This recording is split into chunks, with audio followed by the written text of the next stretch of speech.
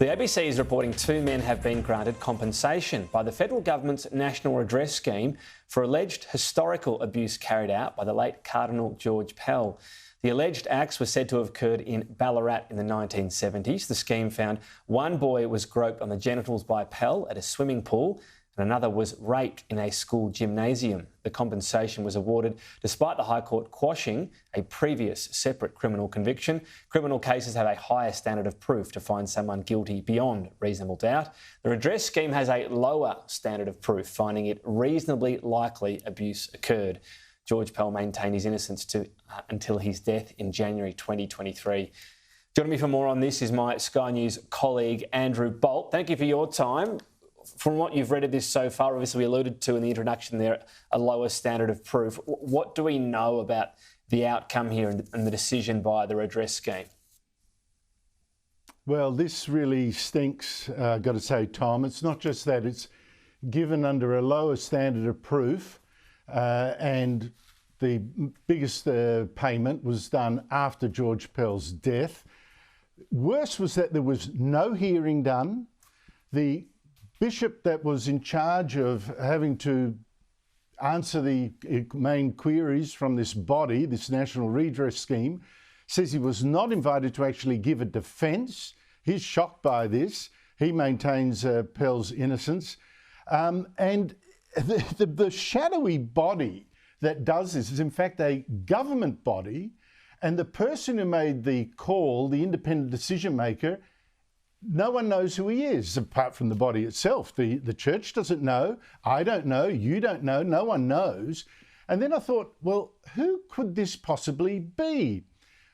Well, I looked at how the government, because this is a government body under the Department of Home Affairs that makes these calls, who could have, was it a great legal expert who didn't need a hearing to determine this case?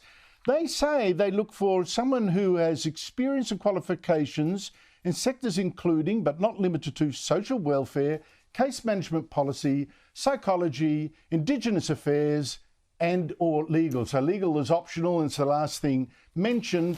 And they have to understand, have a strong understanding of the cultural, social, historical and political factors relevant to the scheme. I mean, there's not much there about law, proof, evidence, or anything like that. This stinks. Looking at what's been reported today, Andrew, so the decision maker you alluded to, that we don't know who it is, they're described as the IDM or independent decision maker, accepted the account, partly because 2 other complainants made accounts and that they were described as credible accounts. I suppose what's interesting about that to me, from the other criminal case, which the conviction was quashed by the High Court in that unanimous verdict, is that the High Court said that the credibility of the witnesses wasn't the issue, it was the other elements around it. For example, the so-called opportunistic witnesses, that it was found to have been unlikely to have happened because there were so many people in that criminal case passing in and around the church. So it's in neither case were people questioning credibility. This stuff happened a long time ago. The people appeared credible, but testing it in some way wasn't done. Well, that's precisely the case. There's a long history in, many judges. In fact, the dissenting judge in the Victorian Supreme Court, Court of Appeal actually warned judges, do not judge by demeanour. But the strange thing here is, if there was no hearing, how could this decision maker know that the guy, make a call on the guy's demeanour? I mean, we don't know any of that. We don't know. And this is so strange. I mean, we're talking about cases where the people, you mentioned the 3 people now, the guy, the dependent, the decision maker said, well, there was this complainant, but there were also other 2 witnesses who we don't know either. They're unnamed. But I'm presuming that these are the 3 people who made a case to police. Oh, look, George Pell touched us while he was throwing kids in the pool in Ballarat. He would do horseplay with the children. He was very popular. He would throw them in the air and they said, oh, he took the opportunity to grope us, so we need some money. The police initially charged Pell over that, but the case apparently was so weak that they didn't pursue it. It got dropped. It got dropped. So it didn't even go to a court. So I'm presuming this was the thing. But here again, the decision maker is taking the evidence of people we don't even know and saying, oh, well, then, that decides it for me. And I guess in one level, one can understand why privacy for alleged victims is needed, but when we're talking about testing it, the biggest query from this, or the most obvious one, seems to be, as you alluded to, first of all, someone gives a statement and you ask them about it. Yes, you can get things such as demeanour and test credibility, but also just circumstances. What happened in this gymnasium? Were people normally there, similar to the 1996-97 cases? So that it appears to be, from what I've read, that you put a submission in, and if it seems credible, it's effectively rubber stamped, for want of a better word.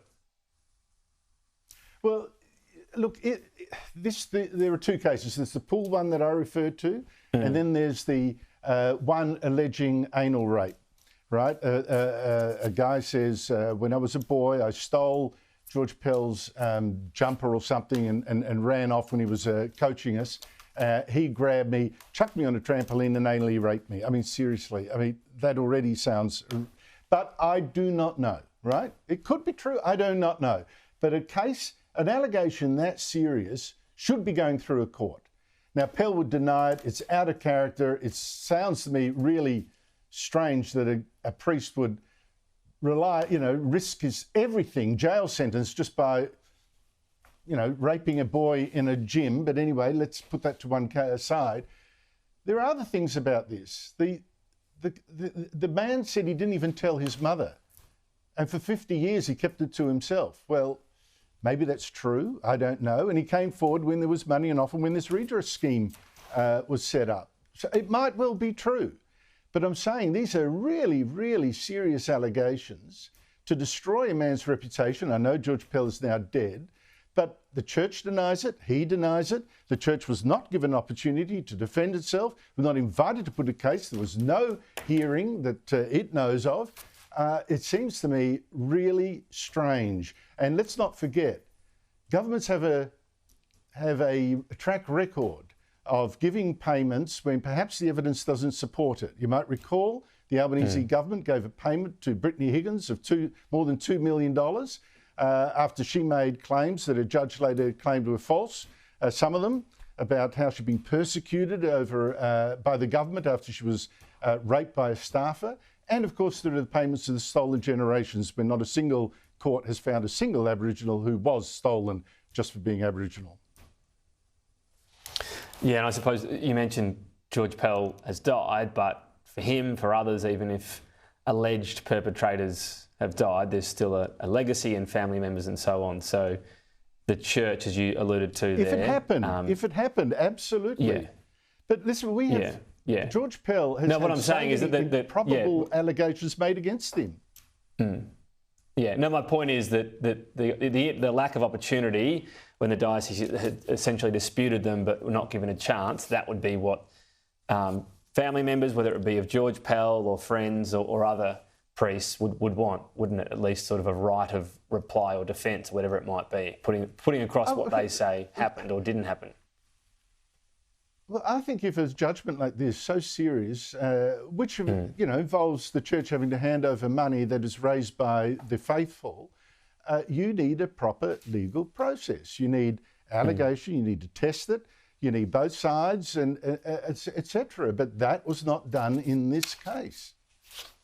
We don't even know who made the call. Don't you find that amazing?